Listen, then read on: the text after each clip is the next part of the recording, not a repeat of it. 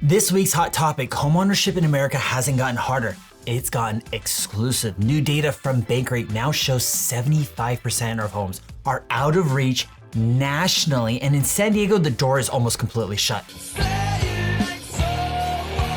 And once you see how few homes are actually affordable here, the frustration makes a lot more sense. We'll dig into this shortly. Then, to follow up on that, President Donald Trump just signed an executive order meant to stop Wall Street firms from buying single-family homes with the goal of making housing more affordable. For a lot of people, that sounds like exactly the kind of action the market needs right now. The assumption is that investors are the reason homes are so expensive and hard to buy. But once you look at the data, the story starts to fall apart. Both these hot topics covered here in this week's San Diego Market Matters, and I'm Karl Kyler, your San Diego Realtor. Now, real quick, if you haven't liked and subscribed to the channel yet, here's your chance to do it now, or hang around to the end and do it then. Either way, thank you for being here and watching. Now, let's jump into this. According to a new analysis from Bankrate, the typical US household earns around $80,000 a year, but needs roughly $113,000 in income to afford the median priced home nationally, which now sits around $435,000. That means the average household is short by more than 30 grand a year before they even start shopping. How's that even possible? As a result, roughly 75% of homes on the market nationwide are already unaffordable to the median buyer. Now, take that same framework and drop it here into San Diego, and the problem gets dramatically worse. Here, the median household income is roughly $138,000, while the median home prices are hovering around the $1 million mark. When Bankrate ran the numbers, they found that about 1.6% of listings in all of San Diego County are affordable to someone earning the median income. That's fewer than 1 out of every 50 homes, which explains why buyers feel stuck before competition even enters the conversation. Our local inventory data reinforces this point. When you look at the December listings priced within the range that realistically fits 138,000 household income, the number of available homes is extremely limited and in some cases nearly non-existent.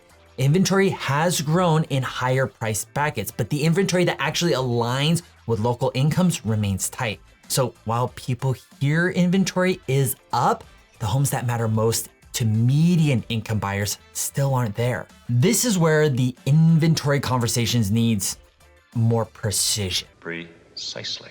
Yes, San Diego saw inventory rise in 2025, but the growth rate slowed mid-year and eventually turned negative year over year by November and December.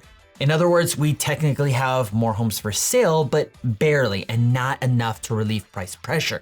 That shortage is still supporting elevated prices, and in some segments, it's even allowing prices to grow. Now, look at where the so-called affordable inventory actually sits. In the $250,000 to $500,000 range, there are only 54 detached homes available compared to 464 attached homes, meaning the vast majority of options are condos or townhomes. Those often come with HOA fees, which directly reduces buyer purchasing power and qualification. And most of these homes are 1 or 2 bedrooms, not realistic options for growing families.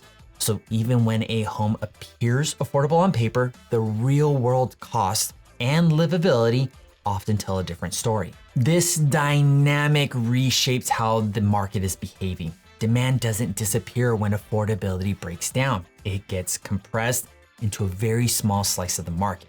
That's why entry level and lower mid-range homes still attract attention and competition, while high price listings sit longer and require price adjustments. It also explains why prices don't fall evenly, because buyers are chasing scarcity and not abundance. And this is the key takeaway most headlines miss. Affordability pain doesn't automatically produce a housing crash. This is what so many doomsday YouTubers are advocating. In reality, a crash requires excessive supply. In San Diego, even with recent inventory gains, we're still operating well below pre-pandemic levels, when the county routinely had over 13,000 homes for sale. Until supply meaningfully catches up to demand, especially at prices people can actually afford, affordability will remain the pressure point, not collapsing prices. And while we're on the subject of affordability, let's move on to President Donald Trump's recent executive order aimed at blocking large Wall Street firms from buying single-family homes. President Donald Trump argues that hardworking families cannot effectively compete for smaller homes with Wall Street firms and their vast resources. And he claims that neighborhoods once controlled by middle-class families are now being run by distant corporate interests. The promise is that if those investors are removed from the market, families will finally have a fair shot at home ownership. For buyers in San Diego who feel permanently boxed out, that message hits hard. The problem is that this narrative doesn't line up with how housing is actually owned, especially in markets like San Diego. Nationally, research shows that roughly 87% of single-family homes are owned by individuals, and about 11% by small mom and pop investors, and only 1% by large institutional investors. Large institutional investors being defined as owning 100 properties or more. Now that means that Wall Street firms are not dominating the housing stock, and restricting them doesn't suddenly free up meaningful inventory for buyers. More importantly, this order doesn't touch the real constraint buyers face locally. That's supply.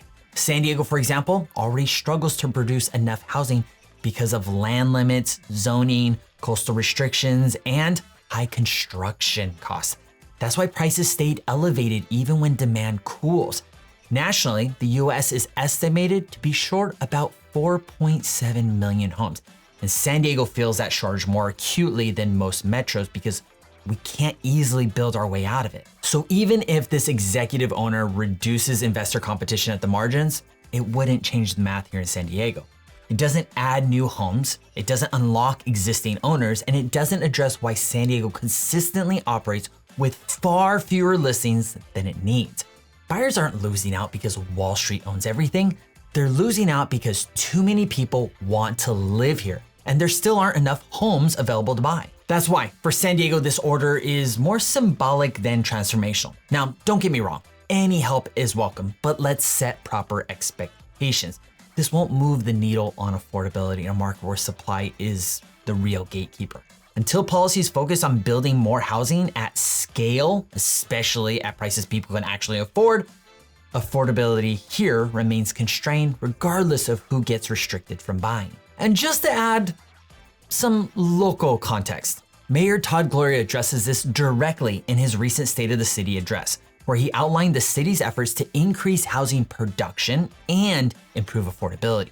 I covered this in last week's San Diego Market Matters, and I'll link that at the end of this video if you want to dig deeper into actually what's happening here on the ground floor. And that's a wrap. I hope you got a lot of value out of this week's San Diego Market Matters.